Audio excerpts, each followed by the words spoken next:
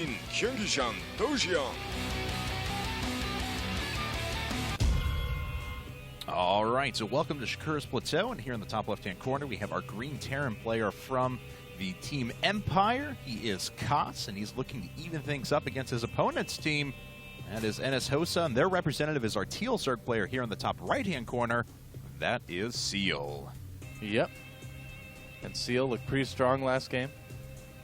Yes, say the least. Yes, he did. I mean, especially because at no point was he ever playing from a true disadvantage because he was stopping BC Cutie's drops over and over again and things like that. BC Cutie was just playing really well through the beginning part of that game, and it was nice to see Seal catch up and just, well, really crush him with macro might and good awareness of the map.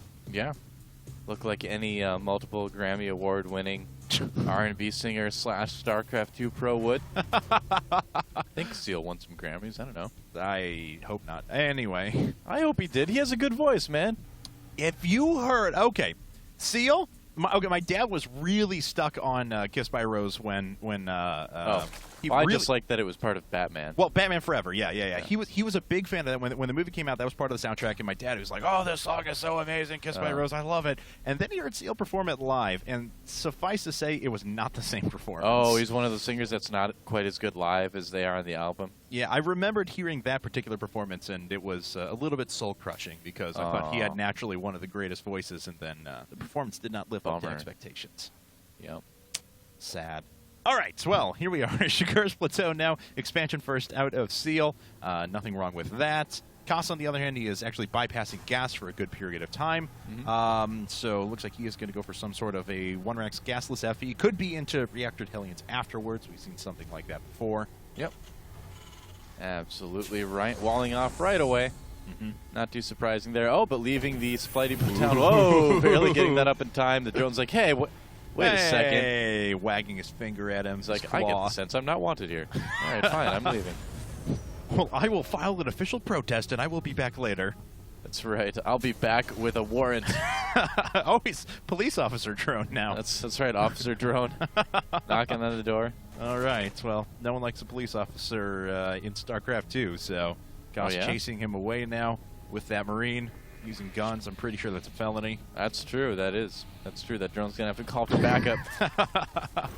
And trying to take control of this El Naga Tower. Peaceful patrol, but then has to run away again. Because that Marine, wow, he is out for blood. Gotta get that drone. Nope, he's actually just going to chill at the tower. The SCV comes right in, no wall blocking him. So he's going to see pretty much everything. No gas quite yet. Yep, not too surprising. A lot of Zerg players will just skip the gas for a while just to get a lot of extra drones out, get that economy going early on. And if they don't feel like they're under any, heavy pressure or anything like that, then there's no need to spend money on spine crawlers and things like that as well. Right. Yep, just now getting gas. We're probably going to see some Zergling speed pretty quick after that. Yep, nothing too surprising. Kas actually he has gone 1-Rax gasless FE into a second expansion, so there's going to be 3 command centers in total already started. Oh, he's going to be able to get himself a couple of Zergling kills in the middle, so once again taking a risk. Empire players seem to like taking risks, but if they pay off in spades. Well, it's cool seeing Kas be so active in the middle of the map, trying to prevent exactly what we're seeing happening from happen. And actually those Zerglings are not going to be able to get in. Yeah, they see the barracks, and I think they caught a glimpse of the command center as well. Yeah, let's take a look at his vision just to make sure, but yes, they did. Yeah, but they don't know about the third one. That's the thing. Kas still has a secret. Yes, he does have a secret, as a matter of fact, so he does not want to share that with anyone, so no one tells Seal during the course of this game. Yep, right. exactly. Let's see here now. As that command center is just about to finish up, of course, we had 2 more racks on the way, so it's going to be 3 barracks, double gas now. And, of course, he's going to be sitting on those 3 command centers. It's so much fun to watch people going into these awesome, super macro greedy builds. I've got to say, I love the turn that StarCraft 2 is taking. Well, it's neat because we get to see longer games. We get to see more units and things like that. But, there will come a time when players are going to start punishing this, and this is going to go away. This style of StarCraft 2 that we're seeing right now, where everybody is expanding so fast and all that, I think it's going to take a turn here in the next couple months. I think people are going to start really punishing this, and we're going to kind of then see a bit of a balance emerge where, some players might take that risk, But overall, you know, people will see this for as risky as it really is. Well, I mean, we're already seeing that a little bit in GSL. People are punishing the greedier players. I mean, MC, I'm not trying to call him out as a player who's only punishing people for greedy builds. He's a great builds. example of this, actually. But, yes, he has been doing effectively that, and he had a great run in GSL this go-around. Well, yeah, I mean, he was a player originally, though, that after he started winning a lot, started going like Nexus first on Xel'Naga Fortress against Terran and stuff, you know? He was playing really, really greedy, and players like TSL Pult is a great example of this, saw that and took advantage of him and started beating him consistently.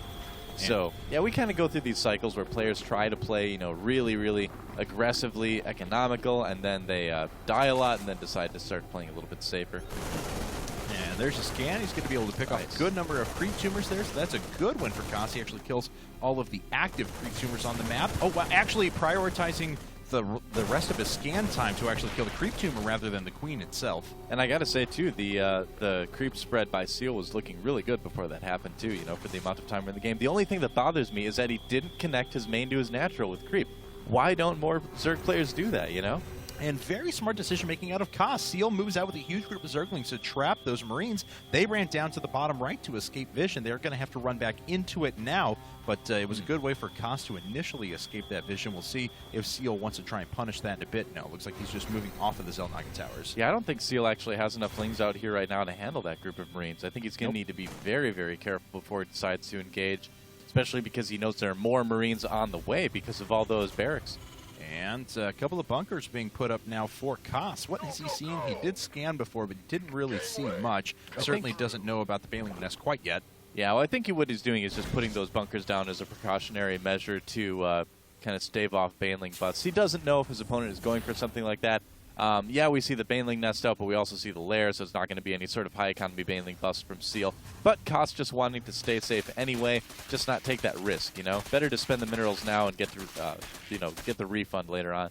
Nothing being produced out. Oh, there, finally a tank being produced now out of the Tech Lab factory. It had been up for actually quite a while before being utilized, but looks like he was prioritizing other things other than that. Seal going to sit on 2 bases with Spire Tech in a second. We'll see if he takes an expansion down here, and there we go. Yes, we already see the shadow of that. He has also cleared up the rocks here at the 12 o'clock. Everything's so quiet in the game right now. I know, yeah. The game music just kind of dipped for a second before it comes back.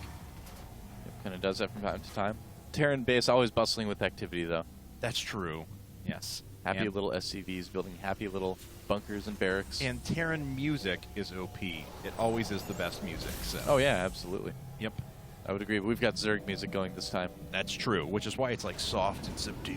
You know, kind of the gross morphing sounds of Zerg units. Would have been awesome if Bob Ross had lived long enough to do like StarCraft 2 instructional videos, you know. Well, today, guys, we're just going to do a happy little Banshee rush, so we're just going to make this factory, and oops, put that factory 1 hex too far over. Well, that's okay. That's just a happy little accident. We can float that factory right over to that starport.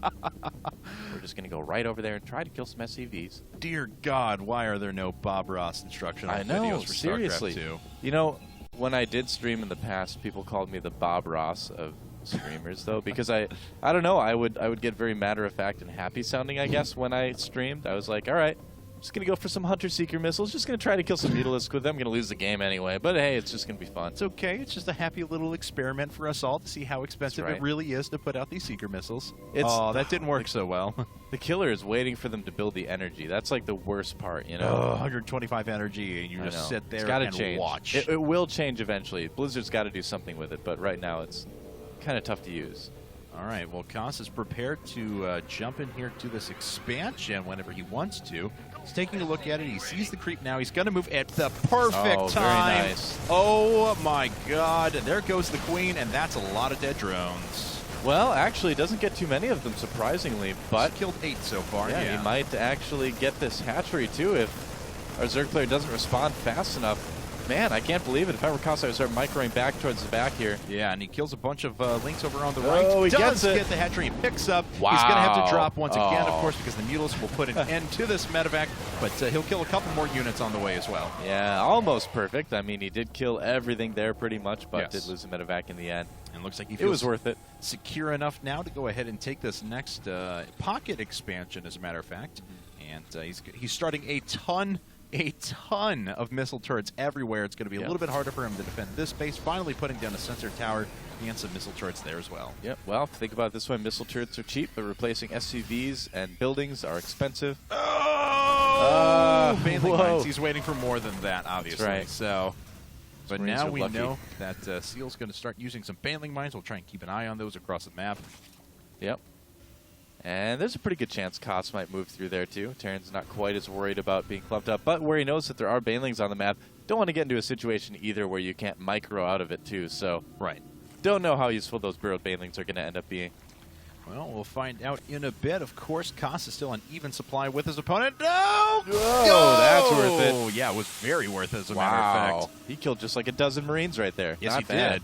All right, well, Seal's going to try and duck his way in with some Mutalisk, or at least put on some harassment on the ancillary bases, but there's pretty good missile turret coverage for Kas, I've got to say. Not really a lot of traction for these Mutalisks anywhere. I mean, look at that.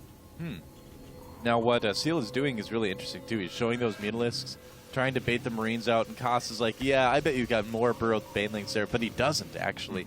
I think he's going to use this to try to cause Kas to use a lot of extra scans he wouldn't need to use otherwise. He might try a few burrowed banelings here and there, but he's really, look at that. Yeah, he's really just saying to Kas, hey, man, hey, look, I'm using burrowed banelings. Doesn't that make you want to scan instead of use mules? Yeah, it's effective, too. I mean, because Kas has already fallen to it once, so. Yeah. But he is up by 20 supply now. And still sitting on even bases with his opponent. We finally have a fourth coming up for Seal, but it's been a long time in the coming, and Kas is amassing a huge army. 3-3 is actually going to finish up before, well, about like the 17.5-minute mark. Yeah, this is a bit of a dangerous spot here. Those Mutalisks, again, it's kind of taunting, being like, hey, look, we're just Mutalisks, and you've got a bunch of Marines. you gonna come chase us? You gonna come chase us? There's not burrowed banelings out here, really not. And Kas is like, yeah, I know there are, but there aren't any. There actually aren't any. Yeah, we'll see if Seal's just messing with him now. He's really going to make Kas second-guess himself when he starts to move across the map. God, this creep spread has gotten good, too. I mean, no kidding. Seal has just continued with this, even in the face of the initial adversity when he got so many of those cleaned up. Yep. He's really continued, and looks like Kas finishing up yet another base. He's going to try and run down. Sees a big group of Zerglings and Banelings there, but leads them back nicely to that siege tank fire. That's kind of a weird spot for burrowed Banelings. Both players are maxed, and I believe there's some burrowed Banelings in the mineral line, too. Nope, just one Zergling kind of hanging out there. Yeah, he's going to fall pretty quickly, so another base will be going up. Kas going to be on 4 bases at the same time as his opponent. Oh, man. Look at all those missile turrets. It's great. Seal's like, well, well, that actually did nothing. That did not do a thing. Oh, but there's no missile turret coverage on the left-hand side. Yep, and he could get a lot of depots. He could get the armory. Yes, he could. That's actually very difficult for his opponent to come back and maneuver. Oh, but there's a couple of Thors there now, and that's going to be enough to start moving those Mutalisks away. A couple very low in health, but none dead yet. Well, the funny thing is, too, killing that engineering bay won't really do a whole lot for him anymore. I mean, yeah, it'll stop the upgrades for building armor and the high-sec auto-tracking, but other than that, the Marines already have all their upgrades. Yes, they do, and they're very, very powerful right now. Oh, it looks like he is just going to move in against a couple of missile turrets. Both of those are going to go down. The Thors are retreating. Not many SCVs are going to fall. A few will, but there's a couple of Thors. Oh, man. I bet those Mutas took some damage. They did, as a matter of fact. A lot of them orange are going to make their way down to the next base as well, but there's already a bunch of Marines there. There's the stem, and a couple more Mutalisks die, so... Yeah, in the meantime, we've got a Greater Spire on the way as well, some Corruptors, and some more upgrades for the Zerglings. So, Seal not slacking at all in his macro. He is now on 5 bases. He's going to be getting Broodlords very, very soon. And how will Kas respond to this? You know, here's the thing. Kas doesn't really have Vikings out right now. He hasn't made a Ghost Academy yet, so I think he could be in a bit of trouble if these Broodlords get out in time. Don't forget, this is post-patch, guys, so those Ghosts are not going to do nearly as much damage against the massive Broodlords. Very true. And, building armor finishing up right after high-sec auto-tracking. That 4th base is finished. Planetary Fortresses with high-sec auto-tracking and building armor are actually ridiculous. We have another command center coming up as well, so he'll quickly be on 5 bases. Look how many resources he has banked. Yeah, he's got plenty, man. I mean, Kas looks like he's in a great spot, but losing that army even once could be a very dangerous thing for him. And yeah, Seal doesn't want to engage this just yet, using some fungals and some spine crawlers to just delay things right now. There are just no medevacs out. There's one medevac. Yeah. This entire army only has one medevac, so a lot of damage output, that's but nothing to heal it up. Yeah, that is interesting that he kind of skimped on the medevacs a little bit this time. That's going to make it tough for the stims to do something. Oh, man, those Mutalisks just getting annihilated. And is it time? I don't know, man. I don't know if it's time. I don't know, but Seal's going to push his way through nonetheless. The Banelings have try. actually done quite a bit of damage. That was a lot wow. more leftover Zerglings and Banelings than I had anticipated. Kas gets that army completely cleaned up. He's backed by 50 supply now. He did get the drop cleaned up as well on the right-hand side, and this medevac is going to fall. He's got to rethink his army in a hurry. Yeah. Bunch of Marines coming up, and just one Viking at a time. Well, it is queued for 2 more, so they will come out eventually, I guess. Yeah. But yeah, Kas just not getting his Marines out of the way in time with that, and Seal just really steamrolled him. And that is going to give him a huge lead. Oh, yeah, there we go. 3 more starports on the way, but will he be able to get enough Vikings out in time? That's the question here. It's going to be tough. I mean, there's already 6 Broodlords up, 2 more on the way with extra Corruptors as well. Corruptors. There are actually 7 more Corruptors sitting out there as well. So Seal will be able to remax on Broodlords very quickly over and over again. +1 Carapace for those air units coming out as well as he expands everywhere. Yep, Ghost Academy, more Thor's Vikings coming out. So we're going to see Thor, Viking, Marine, and Ghost out of Kas. He's going to not build a lot of tanks in the meantime here, it looks like, as well. No, he's not. It looks like we have more Burrow Banelings down there. We have a big counterattack coming in here over at the pocket expansion, though. That forced Kas to lift. The rest of the units are going to get driven away, but once again, keeping Kas in there. We do have 4 Vikings being produced now, so that's going to complement those numbers very well. Switch over to an Ultralist Den coming up for Seal as well. So smart by Seal, actually, to do that. I mean, I don't think he got a glimpse of those starports, but he's got a pretty good idea that now his opponent is going to be worrying more about the Broodlords than anything else. So why not try switching to Ultralists? And flies right over the missile charts, but he does get an effective scout of the area, going to be able to pick off a couple of SCVs as well. Now, Kas actually burned through his available resources because he just spammed down a ton of command centers, which, isn't necessarily the worst thing in the world because he'll be able to sack SCVs and put up a bunch of mules eventually, but that is a significant resource investment right now. Well, he just needs to buy time. He's going to turn those all into planetaries as well and just make it harder for Seal to break through and do damage to him. And let's see here now as, he is going to be blocking the front now with those planetary fortresses. He wants to cut this map in half, but, he had actually mined out more resources at the beginning of the game than Seal had, so Seal actually has a few more available, still really mining off of this third pretty full. Kas going to get pretty low on those in a second.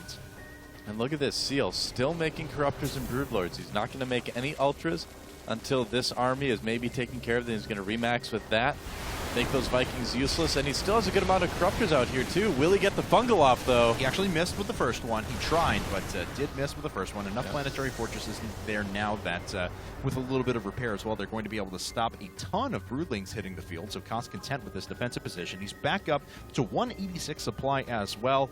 But those Broodlords, man, they are strong. Yeah, absolutely. They're going to do a ton of damage to these planetaries. And the Corruptors trying to hold off the Vikings. There are quite a few Vikings there. Ooh, Thor's on the low ground and some snipes. That's going to help out quite a bit. Yeah, the snipes hitting, but again, Corruptors are not a psionic unit, so there's no additional damage done or anything along those lines. 7 more Corruptors. This is purely an air army. There are 5 infestors, but that is it. Well, basically, I suppose we should go over the ghost change. So it was changed from 50 to now it's 25 normal damage, 25 psionic. So psionic damage ignores armor, but the rest of that damage, the other 25, is kind of taken by armor. So basically it makes the shot a lot weaker than it was before. This Corruptor army is so strong. I mean, there's 3 nukes coming up, and I think that's the right response. I mean, he's going to have to plant a nuke and kill a ton of units. Oh, yeah, it does catch a number of units there. The Viking number starting to get very low. 1 Broodlord did fall in total, but these Corruptors are so strong. Needs to get those Thors up there and doing some damage as well. Now finally starting to hit with some splash damage. Corruptors are falling slowly but surely. Oh, man, Seal not looking too bad here. He does still have the supply advantage, but he does need to pull back just a little bit. Yeah. That's a lot of Thors out, too. I don't think we're going to see any Ultralisks anytime soon. I think he's going to be content to stick with Broodlords for now. And here comes another big push. Yes, indeed. These Corruptors not really going to be worth anything, though. Once the Vikings go down, he's going to have to rely on the Broodlords, which he is doing very, very well. Now there's a good number of Thors out as well. They're going to have to start going after those Broodlords in a second, but they're not going to be nearly cost-effective as Kas would like. Finally, the Vikings attacking from the back now. A lot of the Corruptors actually weren't moving in, and if he can take out these Corruptors, he may be able able to start getting some traction against the Broodlords, but he just can't. Look at just how long those Corruptors survive against the Thors. Thors not being very effective at all in this situation. No. Yeah, maybe not the right decision for Kas, but I think we're going to see some Terran players have to do some experimenting with this late game again before we really see if strategy people are going to stick with. Yeah, because Seal clearly taking advantage of the fact that there's no ghosts on the field, or no threat of ghosts like they were, which is why he has so many of these Corruptors. He knows he's gonna face Vikings, and it's just crushing Kas right now. Yeah, well, a lot of those Corruptors are starting to get on pretty low health, so he's going to need to bring some Queens up and transfuse, or replace those as well, making some Lings to go after the Thors again. Right, and pulling back to the Planetary Fortress, which is going to rack up a few kills, but now the Ghost Academies are going down, not launching their nukes yet. I don't even know if there's a Ghost. There are 2 Ghosts on the field, but not been able to get any traction quite yet. Yep. Yeah, I don't think those Ghost Academies are going to be too helpful. Switching into some Ultras now that the Thors are all dead. Yeah. And it looks like Seal might just be able to swing in here and end the game. Yeah, it looks like it. Those Ultras maybe going to move up to the top left-hand corner. Not sure, actually. Here it comes, though. Here are the Ultras. Nice fungal that pins down so many units. The Ultras going to get pretty good traction there. They did have a couple of snipes hit. The Ultras are eventually going to die there, but still nothing stopping this incredible Broodlord Corruptor army down to the bottom left-hand corner. Yeah, Ultras versus Thor is not a good fight for the Ultralisks. And there are some Ravens out, but I don't think the Secret Missile has been researched yet. No, it has not. No, it's just going to be terribly helpful. PDDs, yeah. Yep. All right, PDD against the Corruptors. Yeah, not something you see often, but maybe something you're going to see more often now, so. Yeah, well, I think Ravens are going to become very popular in the late game here. All right. And the Corruptors do go down. Yeah, so it looks like it's just down to the Infestor now, but unfortunately, Kas is at 110 supply. He's lost a lot of his bases. He lost all of his defensive planetary fortresses as well. Finally, these Broodlords are going to bite the dust, but we have a ton of Ultralists on the way in addition to the 4 that are already up. Yep, that's right, but he's going to need to be very, very careful about how he engages these swords. You can see he's producing a lot of Zerglings along with this, too. Those are going to be much more effective. Oh, the Infestors pop up. Another fungal, and those Thors are gone, man. Yeah, bye-bye. So Kas had a huge, well, I mean, he had a pretty good advantage in this game, I should say. He's actually up a considerable period of time, but once those Broodlords hit, Kas got his army cleaned up, and it has been downhill since then. Yeah, I mean, and this is going to be, we're kind of entering into a rough period of late game for TVZ here in StarCraft 2. Now that ghosts aren't as effective anymore, I think this is going to be a site we're going to see a lot more often until Terran players kind of figure out what to do now. There's the meal, and I think we're going to see a GG. There it is, GG from Kas. Yep. That is it. NSHoSeo Seal take another game, bringing the score to 3-1 in favor of NSHoSeo.